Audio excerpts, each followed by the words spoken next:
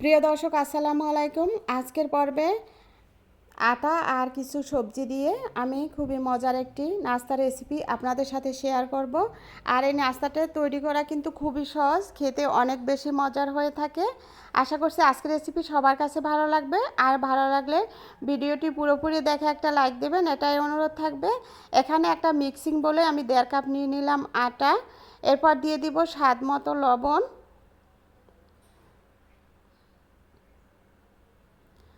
1 চামচ দিয়েছি চিনি, আর এখানে 1.5 কাপ আটার জন্য আমি 1.5 চামচ ইস্ট ব্যবহার করেছি। এখন এই শুকনো উপকরণগুলো খুব ভালোভাবে একত্রে মিক্স করে নিব।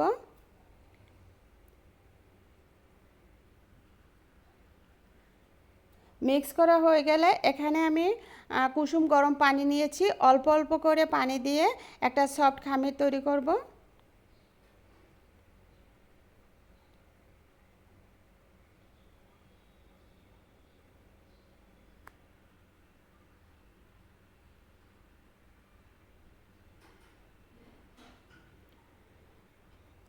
খামিরটা মেখে নিয়ে তারপর কিছুটা তেল উপর থেকে দিয়ে দিচ্ছি। এখানে আমি 1 চামচ রান্নার তেল দিয়েছি। এখন এই তেল খুব ভালোভাবে এই আটার খামিরের সাথে মিক্স করে একটা ঢাকনা দিয়ে ঢেকে আমি এক সাইডে রেখে দেব।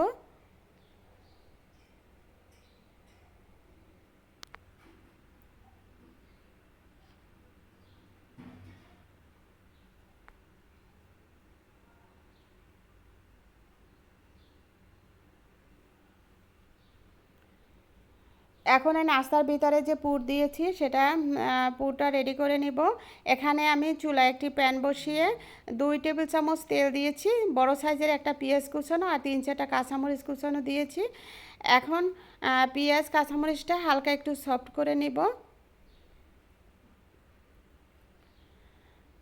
এরপর এখানে আমি আধা কাপ করে পেঁপে, গাজর আর আলু কুচানো দিয়েছি। এগুলো আমি গ্রেটার দিয়ে মিহি কুচি করে নিয়েছি। তারপর স্বাদ মতো লবণ দিয়েছি। এখন নেড়েচেড়ে একটা ঢাকনা দিয়ে আমি এই সবজিগুলো একটু সিদ্ধ করে নিব। এই তো সবজি কিন্তু অনেকটাই সিদ্ধ হয়ে গিয়েছে, খুব বেশি সিদ্ধ করার প্রয়োজন নেই। তারপর এখানে আমি 1 চামচ কর্নফ্লাওয়ার 2 টেবিল চামচ পানি দিয়ে গুলে দিয়ে দিলাম।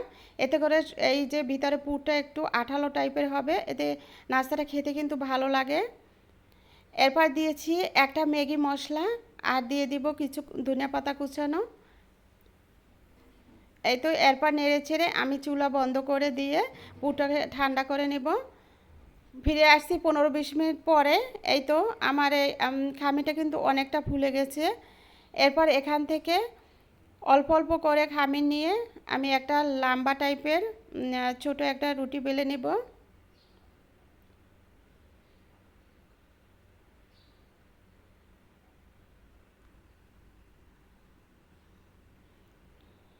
এই তো একটু লম্বা টাইপের একটা রুটি বেলে নিয়েছি। এরপর এর মাঝখান থেকে পুর দিয়ে দিচ্ছি।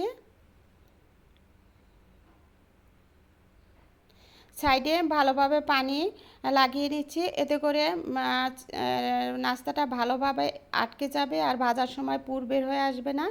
এরপর এই তো এক সাইড থেকে ভাজ করে তারপর আমি অপর সাইড টেনে একদম এর সাথে ভালোভাবে ছিল করে দিচ্ছি। এইভাবে লম্বা শেপে আমি নাস্তাগুলো তৈরি করেছি। আপনারা চাইলে কিন্তু গোল শেপেও তৈরি করতে পারেন বা আপনাদের পছন্দ মতো তৈরি করতে পারেন। এরপর ভেজে নিচ্ছি। চুলায় একটি প্যান বসিয়ে আমি এখানে আধা কাপের মতো সয়াবিন তেলে দিয়েছি। তেল হালকা গরম করে নাস্তাগুলো দিতে হবে। খুব বেশি গরম তেলে দিলে কিন্তু নাস্তাগুলো একদম পুড়ে যাবে। তারপর চুলার জাল একদম মিডিয়ামের থেকে মানে লোতে রেখে নাস্তাগুলো সময় নিয়ে উল্টে পাল্টে ভেজে নিতে হবে। এই নাস্তাগুলো ভাজার জন্য খুব বেশি ডুবা তেলের প্রয়োজন নয়। তারপর আপনারা চাইলে কিন্তু ডুবা তেলেও ভেজে নিতে পারবেন। এই তো উল্টে পাল্টে আমি ভেজে নিচ্ছি।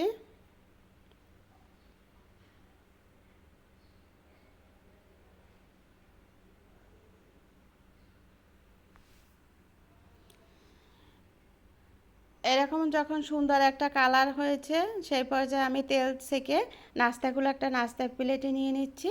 এই তো পরিবেশন করে নিয়েছি। দেখুন নাস্তাগুলো দেখতে কতটা সুন্দর হয়েছে আর খেতে কিন্তু অনেক বেশি মজা ছিল। ছোট বড় সবাই খুবই পছন্দ করবে। আর এইভাবে নাস্তা তৈরি করে কিন্তু বিকেলে চায়ের সাথে বা সকালে নাস্তা হিসেবে খেতে পারেন, বা চাইলে বাচ্চাদের টিফিনেও কিন্তু তৈরি করে দিতে পারেন।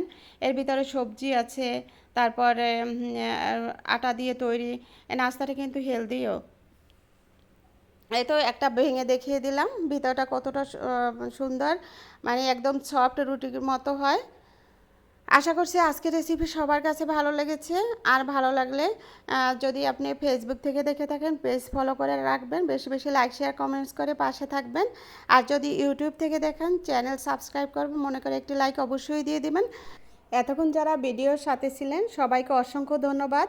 সবাই ভালো থাকবেন, সুস্থ থাকবেন, এই শুভকামনায় আজকের মতো বিদায় নিলাম। আল্লাহ হাফেজ, আসসালামু আলাইকুম।